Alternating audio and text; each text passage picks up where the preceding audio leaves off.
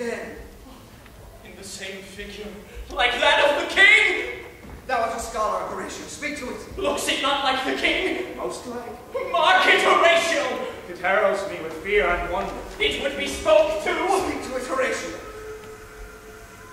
If thou hast any sound or use of voice, speak to me. Your father lost a father. That father lost his, and the survivor bound in filial obligation for some term to do obsequious sorrow. But to persevere in obstinate condolement is a course of impious stubbornness. 'Tis unmanly grief, a fault to heaven, a fault against the dead, and a fault to nature. And to reason most absurd, whose common theme is death of fathers, and who still have cried from the first course till he who died today. So loving to my mother that he might not be seen the winds of heaven visit her face too roughly. Heaven and earth must I remember. Why she would hang on him as if increased of appetite and grown by what it fed on, and yet were been on love. Let me not be kind.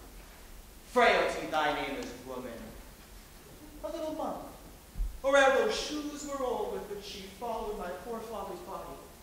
Like Niobe, all tears, why she, even she, oh God! A beast that once discourse of reason would have mourned long. Present does not grow alone in views and bulk, but as this temple waxes, the inward service of the mind and soul grows wide withal. Perhaps he loves you now.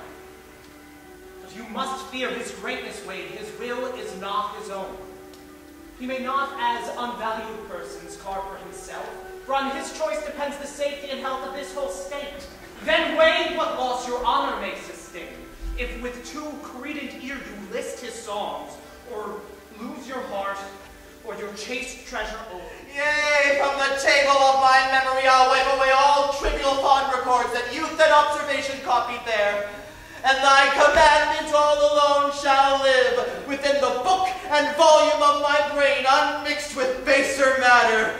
Yes, by heaven. Oh, most pernicious woman! Oh, villain, villain, smiling, damning villain! Long stayed he so. At last he was shaking of mine arm, and thrice his head thus waving up and down, and he raised a sigh, so piteous and profound, as it did seem to shatter all his bulk and end his being. For that done, he lets me go. With his head over his shoulder turned, he seemed to find his way without his eyes. For out of doors he went without their help, and to the last vended their right on me. Oh, come, go with me. I will go seek the king. This is the very ecstasy of love, whose violent property foredoes itself and leads the will to desperate undertakings. Both your majesties might, by the sovereign power you have of us, put your dread pleasures more into command than to entreaty, but we both obey and here give up ourselves in the full bed to lay our service freely at your feet, to be commanded. Thanks, Rosencrantz, and gentle Guildenstern. That's Guildenstern and gentle Rosencrantz, and I beseech you instantly to visit my too much. Oh, most best believe it, and to thy nevermore most dear lady was, this machine is to him Hamlet. This, in her obedience, hath she given me, and more besides, hath his solicitings as they fell out by time, means, and place, all fallen to my ear. But how hath she received his love? What do you think of me? As of a man, faithful and honorable. And fain would I prove so, but what might you think? I went round to work. My young mistress thus I did bespeak. Lord Hamlet is a prince out of my star, this must not be. And now this dread and black complexion smear, with heraldry borders more, head to foot, now is he total views, hardly tricked with blood of mothers, fathers, daughters, sons, baked and impasted with the parching streets, that lend a tenderness and demmed light to Theod's murder. I have heard that guilty creatures sitting at a play have, by the very cunning of the scene, been struck so to the soul that presently they have proclaimed their malfactions. For murder, though it have no tongue, will speak with most miraculous organ. I'll have these players play something like the murder of my father before mine uncle. I'll observe his looks. I'll tempt him to the quick. If he but flinch, I know my course. Are you honest?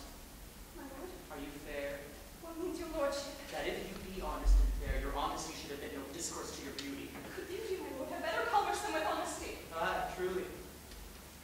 I did love you once. Did you make me believe so? You should not have believed me. I loved you not. I was the more deceived. Get thee to a nunnery. Why wouldst thou be a breeder of sins? I am myself indifferent, honest, but yet I could accuse me of such things that it were better my mother had not borne me. The glass of passion and mold of form. The observed of all observers quite down. And I, of ladies most dejected, wretched, and sucked the honey of his musing mouths. Now see that noble and full soul and reason like sweet bells jangled out of tune and arch. That unwretched form and feature of lone youth blasted with ecstasy. Oh, woe is me! To have seen what I have seen, seen what I have seen. Love? His affections do not that way tend. Madam, how like you this play? The lady doth protest too much, methinks. Oh, but she'll keep her word. Have you heard the argument? Is there no offense in it? No, they do but jest. Poison in jest. No offense in the world. What do you call the play? The Mousetrap. Mary how? Properly. This play is the image of a murder done in Vienna. Gonzago is the doomsday of his wife, Baptista. You shall see it anon. 'Tis a knavish piece of work, but what of that? Your Majesty and we that have free souls, it touches us not. This is one Lucianus, nephew to the king. You are as good as a chorus, my lord. I can determine between you and your love if I can see the puppets down You ye. are keen, my lord, you are keen. It would cost you groaning to take off my head. This cursed hand, where as thick as itself with brother's blood. Is there not rain enough in the sweet heavens to wash it white as snow? What form of prayer can forgive me my turn for my foul murder?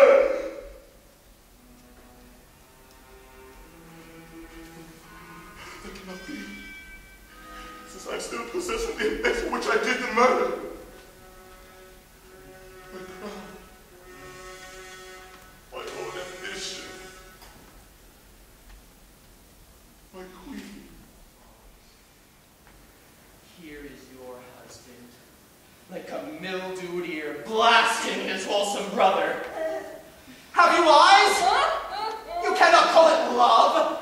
For at your age, the heyday in the blood is tame, it's humble, and waits upon the judgment. And what judgment would step from this to this?